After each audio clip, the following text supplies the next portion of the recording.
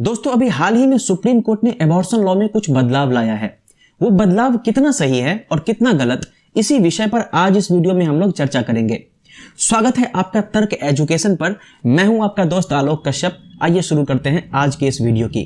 दोस्तों जब कभी भी एबॉर्शन पर चर्चा होता है तो वहां पर इंसान एक डायलेमा की स्थिति में पहुंच जाता है कि क्या सही क्या गलत। क्योंकि अगर आप पेट में पलने वाले बच्चे के जीवन के विषय में सोचें तो एबॉर्शन बिल्कुल गलत है, लेकिन वहीं अगर आप मां के इच्छाओं के बारे में सोचें या फिर सामाजिक दबाव के बारे में सोचें या फिर सामाजिक परिस्थिति के बारे में सोचें तो एबॉर्शन आपको सही लगता है। सुप्रीम कोर्ट ऑफ इंडिया ने इस डायलेमिक कंडीशन में किस तरीके से अपना फैसला सुनाया और वो जो फैसला है वो कितना सही है या कितना गलत, इसके विषय में जब आज हम लोग चर्चा कर रहे हैं तो आपको एक ऐसे इंसान से मिलना जरूरी है जिन्होंने इस मामले की सुनवाई की और अपना जजमेंट दुनिया के सामने रखा।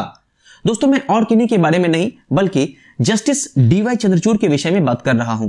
यही है जस्टिस डीवाई चंद्रचूड़ जिन्होंने इस केस का जजमेंट दिया है। अब डीवाई चंद्रचूड़ ही इंडिया के next chief justice of India बनने वाले हैं, तो इस मायने से भी आपको इन्हें जानना जरूरी है।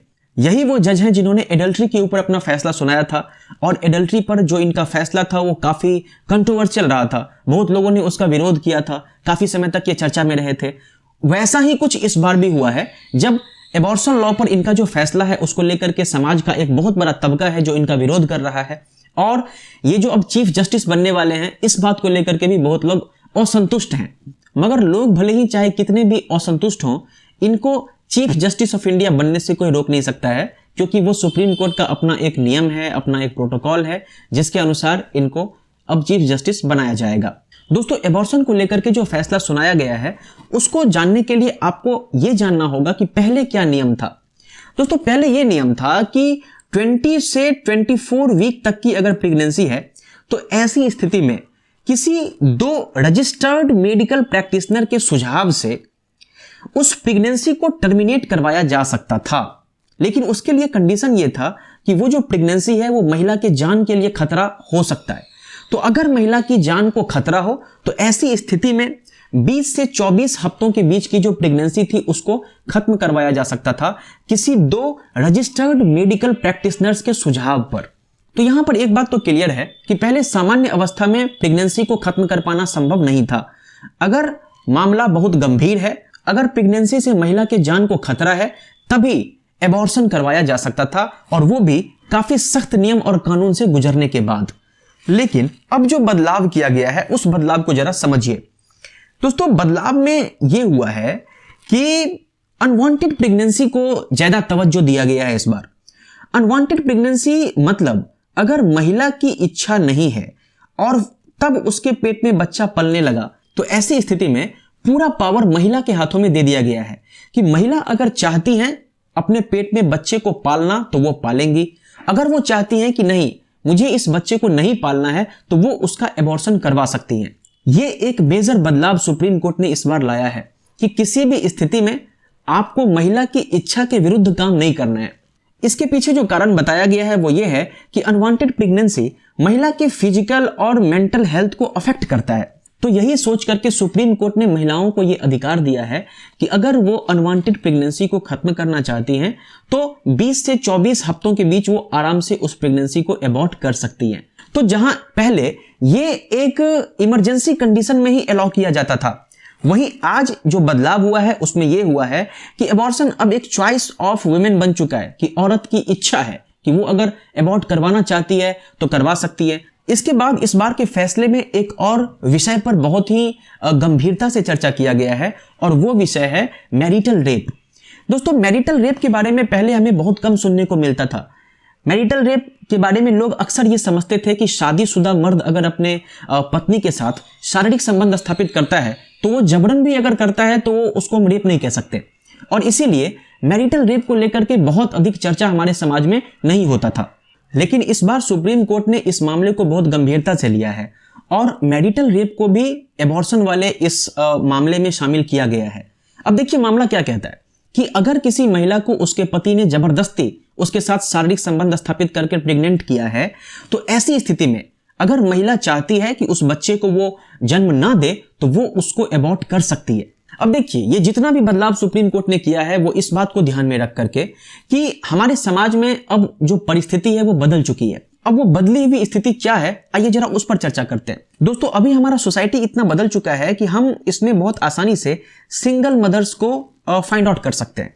बहुत सारी ऐसी महिलाएं होती है जो शादी नहीं करती है, या फिर अगर शादी करती भी है तो पति को तलाक दे करके अपने बच्चे के साथ सिंगल रहती है और खुद जॉब करती है, और जॉब करने के बाद वो बच्चे का पालन पोषण करती है। तो ऐसी स्थिति में वो सिर्फ अपने पति के बच्चे की मां बनने के लिए रेस्ट्रिक्टेड नहीं रहती, वो जिसके साथ चाहे उसके साथ शारीरिक संबंध स्थापित कर सकती हैं। तो ऐसी स्थिति में अगर वो प्रेग्नेंट होती हैं तो उस प्रेगनेंसी को भी टर्मिनेट करवाया जा सके, और इसी के लिए सुप्रीम कोर्ट ने इस चीज को इंक्लूड किया है कि अब हस्बैंड से ही प्रेग्नेंट होना जरूरी नहीं है। अगर आप अपने पार्टनर के साथ प्रेग्नेंट होते हो तो उस प्रेगनेंसी को खत्म किया जा सकता है। सुप्रीम कोर्ट का जो फैसला था, उस फैसला में हस्बैंड शब्द को हटा दिया गया है और उस जगह पर अब पार्टनर शब्द को जोड़ दिया गया है। अब देखिए, इसके पीछे और भी कई कारण हैं। कारण यह है कि अब लड़कियां या लड़के लिव इन रिलेशनशिप में भी रहते हैं। अब ये लिव इन रिलेशनशिप यानी कि शादी से पहले अगर कोई लड़का और लड़की एक साथ रहना चाहे तो वो एक साथ रहते हैं। अब लिव इन रिलेशनशिप में रहते हुए अगर कोई लड़की प्रेग्नेंट हो जाती है तो ऐसी स्थिति में उसको ये पूरा अधिकार है कि वो अपने बच्चे को अबॉर्ट करवा सके। दरअसल अभी जो फैसला हुआ है सुप्रीम कोर्ट का, वो एक लिव इन रिलेशनशिप वाला मामला ही था। हुआ ये था कि दिल्ली में एक लड़की अपने बॉयफ्रेंड के साथ रहती थी लिव इन रिलेशनशिप में, और वो प्रेग्नेंट हो गई। तो उसके बाद उसके बॉयफ्रेंड ने उससे शादी करने से इनकार कर दिया। तो जब वो उस बच्चे को खत्म करना चाहिए, अबॉर्ट करना चाहिए, तो वो दिल्ली हाई कोर्ट में गई। लेकिन दिल्ली हाई कोर्ट ने उसको इस चीज को करने से मना कर दिया, क्योंकि पहले का जो नियम था वो नियम ये कहता था कि सिर्फ मेडिकल इमरजेंसी जैसे केस में ही आप बच्चे को अबॉर्ट कर सकते थे। तो वो लड़की चली गई सुप्रीम कोर्ट, और सुप्रीम कोर्ट में फाइट किया। तो उसी के केस के सुनवाई करते हुए ये जितना भी मामला अभी आप देख रहे हो, इस सब का फैसला सुनाया गया था। तो लिव इन रिलेशनशिप जो है वो आज के समाज की एक सच्चाई है जिसे हम झुठला नहीं सकते। उसके बाद सेक्स बिफोर मैरिज। दोस्तों, ये जो सेक्स बिफोर मैरिज है, ये पहले के समय में सोचना भी एक क्राइम था, लेकिन आज सेक्स मैरिज से पहले एक कॉमन सी चीज है। क्योंकि लोगों की शादी अब 30 साल, 28 साल, 29 साल के आसपास होती है, तो अब लोग उतना समय तक खुद को रोक कर नहीं रखते हैं और वो सेक्सुअल एक्टिविटीज में शामिल हो जाते हैं। तो ऐसी स्थिति में अगर कोई लड़की प्रेग्नेंट हो जाती है तो उनको छिप करके या जैसे तैसे एक अनसेफ एबॉर्शन के माध्यम से अपने बच्चे को खत्म करना पड़ता है।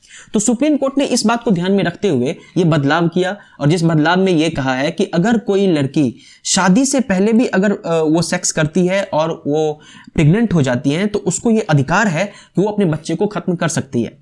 क्योंकि पहले ये जितना भी एबॉर्शन का आप मामला देख रहे हो, ये केवल मैरिड वीमेन के लिए ही था कि केवल मैरिड वीमेन ही अबॉर्ट कर सकती हैं।